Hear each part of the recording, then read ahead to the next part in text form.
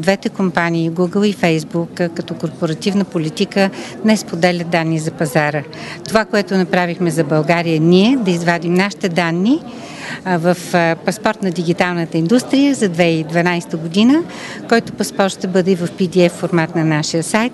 За сега не можем от името на Google и Facebook да кажем цифри.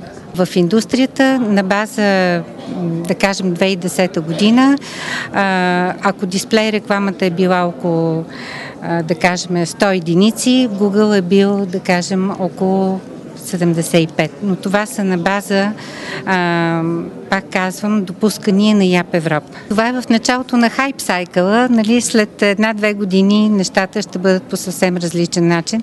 Обикновено, когато възниква една нова технология, развива се много бързо. Това, което постигна Фейсбук за 4 години, телевизията като Рич го постигна за 50.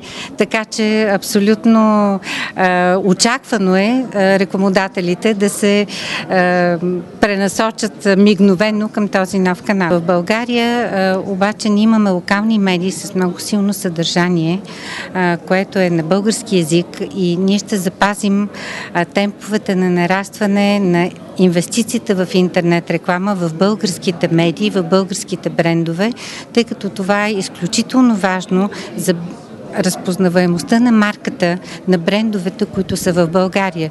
Тъй като с Google вие можете на практика да облъчите с вашата кампания най-горещите потенциални клиенти и да генерирате лидове, но не и да реализирате бренд awareness. Съвсем